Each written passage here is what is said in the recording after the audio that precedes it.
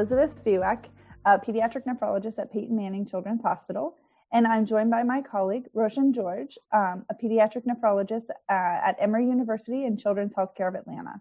Today, we're going to discuss our study entitled Assessment of Pediatric Kidney Transplant Experience and Exposure During Pediatric Nephrology Fellowship Training, published in Kidney 360. Hi, Dr. Spiewak. I want to start by asking you to describe the primary objectives and significance of this study. Yes, so our primary objective was to evaluate and understand this potential gap that may be between perceived competency in the kidney transplant-related knowledge and skills following a pediatric nephrology fellowship, and then the lack of formal transplant requirements during said fellowship.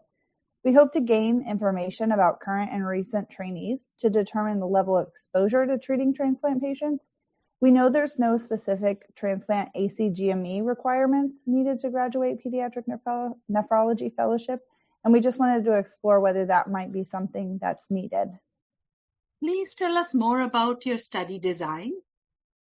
So we created a REDCap survey, including some initial demographic questions about kind of time out of training. And then we asked some questions regarding exposure to both pre and post-transplant management of patients during fellowship, as well as a couple questions about biopsy and exposure.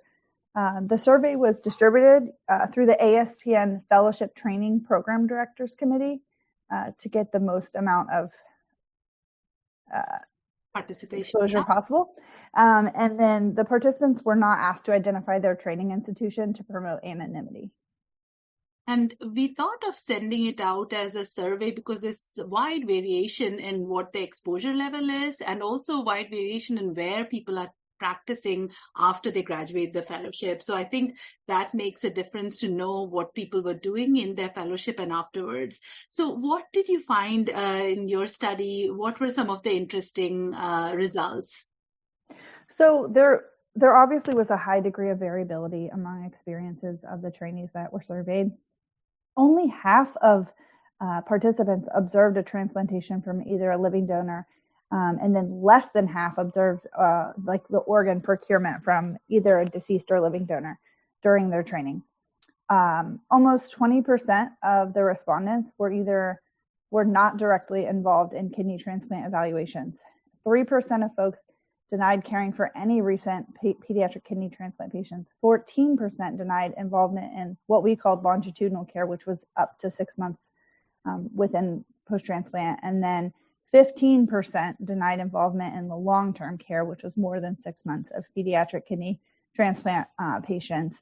And then there was also minimal involvement in the UNOS regional or committee meetings during fellowship.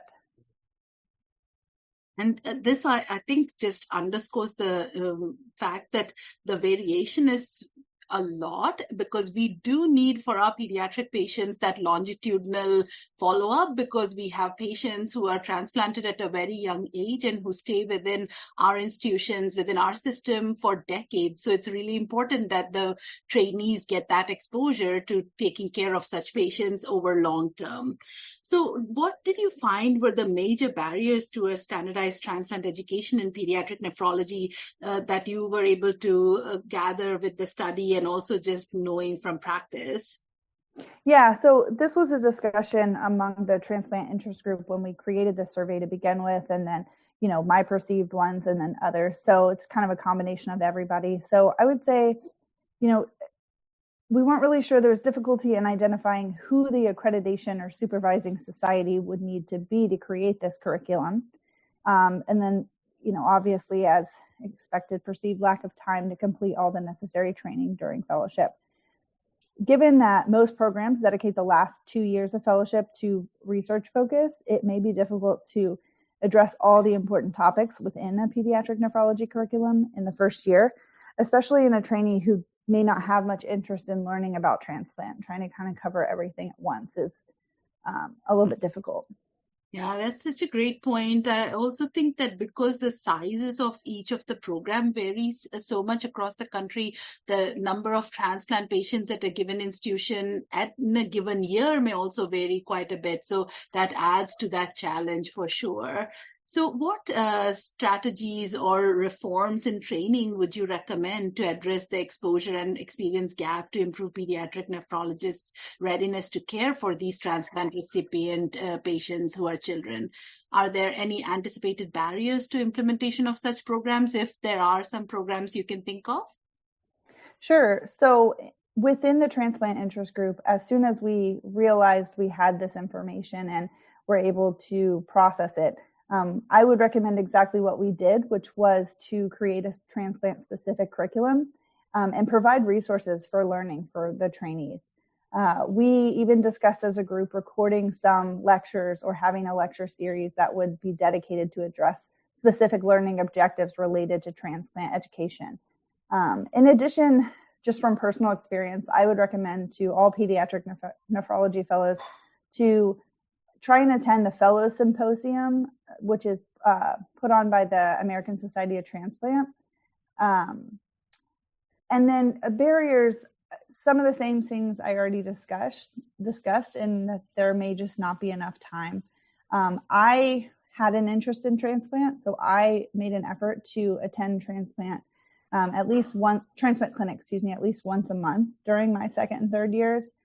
In order to gain more exposure to the patients and feel comfortable with the long-term care. But I could understand if someone was less interested in transplant, they may not want to do that. But I think in order to learn what I needed to learn to do well in transplant, I chose to do that. So what final message do you have for the audience? So I think overall, I anticipated the findings that we discovered. But I don't think I realized just how many fellows were absolutely not even participating in what I personally deem to be a core competency. Even the smallest of programs or places that don't even do transplant might need to at least know how to manage these transplant in the short term. If patients are traveling or you're a small program and the patient was transplanted at a bigger institution, but they're very sick and need to come into your hospital before they can even get to the bigger hospital, you need to be exposed to these patients in fellowship so that you can have the experience to know what to do in these moments. Yes, you can call on your colleagues and those at the bigger institutions, but you should at least know what to do in the short term. So my message to the program directors would be expose fellows to any and everything you would want to see in a future colleague that you could be interviewing. And then my message to the trainees would be just try and learn about everything you can during fellowship, because you may not get the opportunity later. If you're at a smaller institution, you may not be exposed to those things later. I would also add that it's a great opportunity to make sure you keep all options open for your future career. So you can go to programs where transplant happens or take care of patient populations that you might not be thinking about when you're training, if you have the opportunity to advance in your career to an institution where transplant forms a major bulk of patient care.